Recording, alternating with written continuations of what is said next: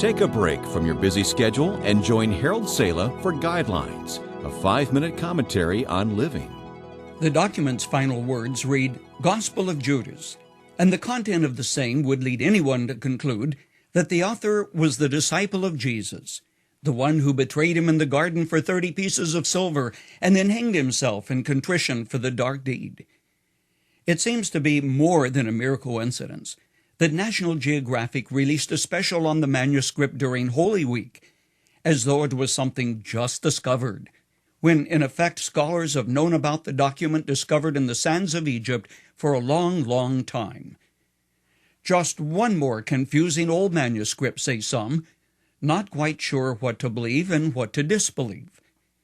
There's one thing for certain. Nobody counterfeits brown wrapping paper. What does that mean?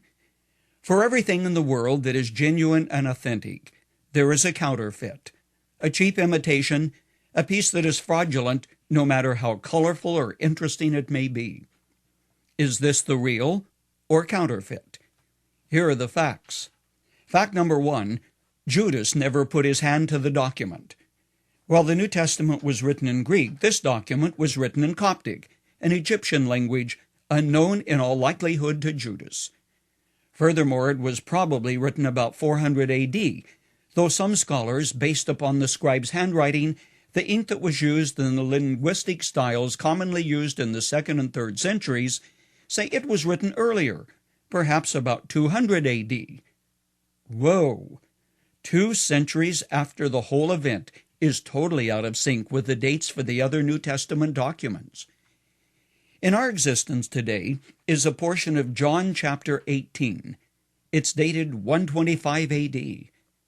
An unknown author with an axe to grind, a point to prove, wrote this asserting that Judas was the author when he actually had been dead for a long, long, long time. Fact number 2. The whole message of the document flies in the face of the New Testament books.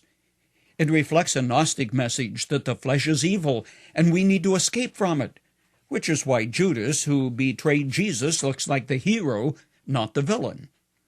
Paul condemned this teaching in his letter to the Colossians. Fact number 3, Church Fathers consistently denounce Gnostic teaching, and to suggest that this called the Gospel of Judas would fit into the New Testament framework reflects a bias which is better known as heresy. No wonder Paul wrote, "But even if we or an angel from heaven should preach a gospel other than the one we preach to you, let him be eternally condemned." Fact number 4, the suggestion that this is a gospel is a misnomer, a kind of fraud designed to glean support through confusion.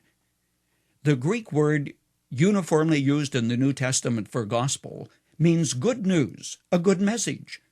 The first recorded use of the word was on a Greek inscription when one army triumphed over another, and a runner carried back the good news or message of the victory. Fact number 5.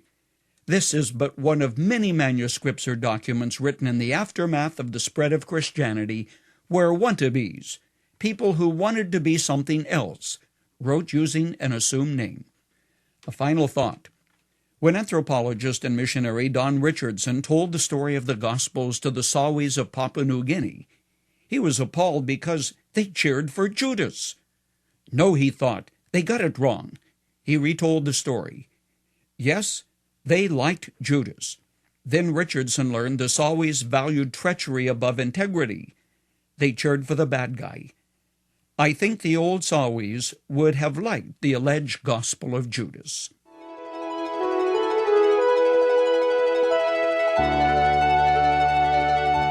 You've just heard Dr. Harold Sala with Guidelines, a 5-minute commentary on living. If you would like to listen to the program again, download a copy, subscribe to our e-commentary, or view other resources, visit guidelines.org. We would like to hear from you too. You can email us at info@guidelines.org. That's info@guidelines.org. Thanks for listening, and we invite you to join us again for the next edition of Guidelines.